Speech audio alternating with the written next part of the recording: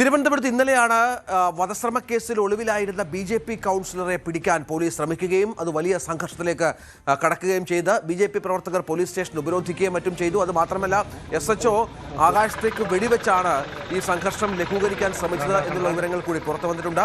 വാഴാട്ടുകോണം ward councillor സുഗതനാണ് പിടിയിലായത്. അറസ്റ്റിനിടെ വട്ടിയൂർക്കാവിൽ വൻ നാടകീയ രംഗങ്ങൾ ഉണ്ടായി. പ്രതിയെ കസ്റ്റഡിയിലെടുത്ത് വിവരമറിഞ്ഞ് സ്ഥലത്തെത്തിയ അനുയായികൾ പോലീസിനെ വളഞ്ഞു. തുടർന്ന് SHO ആകാശത്തേക്ക് വെടിയുതിർത്തു.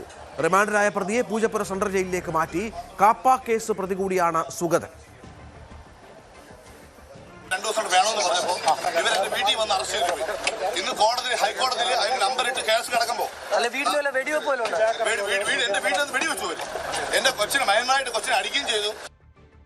സുഗതനാണ് സംസാരിച്ചത്. സുഗതൻ പറയുന്നത് തന്റെ വീട്ടിൽ കയറി അതിക്രമം കാണിച്ചു പോലീസ് എന്നാണ്. പക്ഷേ പോലീസ് പലതവണ മുന്നറിയിപ്പ് നൽകിയിട്ടും ഇയാൾ കീഴടങ്ങാൻ തയ്യാറായില്ല. തുടർന്ന് ആശുപത്രിയിലെത്തി പോലീസ് ഇയാളെ അത്തരത്തിൽ കീഴടക്കി പിടിച്ചുകൊണ്ട് പോവുകയായിരുന്നു. തുടർന്നാണ് BJP പ്രവർത്തകർ സംഘടിക്കുകയും പ്രശ്നമുണ്ടാക്കുകയും ചെയ്തത്. സാരംഗ് സുധാകരൻ ഏറ്റവും പുതിയ വിവരങ്ങളുമായി ചേരും. സാരംഗ്, കാപ്പ കേസ് പ്രതിയാണ് ഇയാളുമായി ബന്ധപ്പെട്ട കൊലപാതക കുറ്റമാണ് ചുമത്തിയിരിക്കുന്നത്.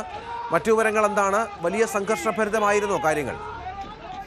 രഞ്ജിത്ത്, കഴിഞ്ഞ മാസം നടന്ന ഒരു ഉത്സവവുമായി ബന്ധപ്പെട്ടൊരു സംഘർഷം നടന്നിരുന്നു. വട്ടിയൂർക്കാവിന് സമീപത്തെ ഒരു ക്ഷേത്രത്തിലെ ഉത്സവവുമായി ബന്ധപ്പെട്ടൊരു സംഘർഷവും ആ സമയത്ത് നടന്ന ഒരു വധശ്രമ കേസിലാണ് ഈ കൗൺസിലർക്ക് എതിരെ കേസ് വരികയും പിന്നീട് ഹൈക്കോടതി അടക്കം ഈ മുൻകൂർ ജാമ്യാപേക്ഷ തള്ളുകയും ചെയ്തു. അതിനുശേഷമാണ് പോലീസ് ഇയാൾക്കെതിരെ ഇയാളെ അറസ്റ്റ് ചെയ്യാനുള്ള നീക്കത്തിലേക്ക് പോലീസ് കടന്നത്. മാത്രമല്ല SHO മുൻപാകെ ഹാജരാകാൻ വേണ്ടി അടക്കം നോട്ടീസ് നൽകിയിരുന്നു. പക്ഷേ ഇത് അംഗീകരിക്കാനോ ഇത് പാലിക്കാനോ ചെയ്യാതെ ഈ സുഗതൻ വീണ്ടും പോലീസിൽ വെട്ടിച്ച് നടക്കുകയായിരുന്നു. അതിനിടയിലാണ് കഴിഞ്ഞ ദിവസം വീട്ടിൽ തന്നെ അദ്ദേഹം ഉണ്ട് എന്നൊരു വിവരം പോലീസിന് ലഭിക്കുകയും പിന്നീട് പോലീസ് ഇവിടേക്ക് എത്തുകയും ചെയ്തു. പക്ഷേ കീഴടങ്ങാൻ തയ്യാറായില്ല. അതിനുശേഷം വീട്ടുകാരുമായി, അതായത് ഭാര്യയുമായും ഒപ്പം വീട്ടുകാരുമായും പോലീസിനെതിരെ തിരിയുകയും ഒപ്പം BJP പ്രവർത്തകർ ഇവിടേക്ക് തടിച്ചുകൂടുകയും ചെയ്തു. തുടർന്ന് ഈ തടിച്ചുകൂടിയ അല്ലെങ്കിൽ ഇവിടെ ഒത്തുകൂടിയ ആൾക്കാരെ പിരിച്ചുവിടാൻ വേണ്ടിയാണ് SHO ആകാശത്തേക്ക് വെടിവെച്ചത് എന്നാണ് ലഭിക്കുന്ന വിവരം. അതിനുശേഷം ഇയാളെ ഇവിടെ നിന്നും AR ക്യാമ്പിലേക്ക്, അതായത് കന്റോൺമെന്റ് സ്റ്റേഷനിലേക്ക് പിന്നീട് അവിടെ നിന്നും വൈദ്യപരിശോധനയ്ക്കായി മറ്റും മാറ്റിയിരുന്നു. അവിടെ അടക്കം പ്രവർത്തകർ എത്തുകയും ചെയ്തു. എന്തിനായാലും വലിയ രീതിയിലുള്ള പോലീസ് സന്നാഹം ആദ്യം തന്നെ ഇവിടേക്ക് എത്തിയിരുന്നു. AR ക്യാമ്പിലടക്കമുള്ള നിരവധി പോലീസുകാർ ഇങ്ങോട്ടേക്ക് എത്തിയിരുന്നു. ഇതിൽ മറ്റൊരു കാര്യം, ഈ ഒരു BJP പ്രവർത്തകനാണെങ്കിൽ പോലും ഇദ്ദേഹം കാപ്പ കേസിൽ പ്രതിയാണ്, നിരവധി ക്രിമിനൽ കേസുകളിലടക്കം പ്രതിയാണെന്നാണ് ലഭിക്കുന്ന വിവരം. പക്ഷേ അതിനുശേഷം കഴിഞ്ഞ തദ്ദേശ തെരഞ്ഞെടുപ്പിൽ മത്സരിക്കുകയും തുടർന്ന് വിജയിക്കുകയും ചെയ്തു. അതിനുശേഷം പോലീസുമായി നിരവധി തവണ നേരിട്ട് ഏറ്റുമുട്ടലും, അതായത് പല പ്രശ്നങ്ങളും പോലീസുമായി നേരിട്ട് ഉണ്ടാവുകയും ചെയ്തിരുന്നു.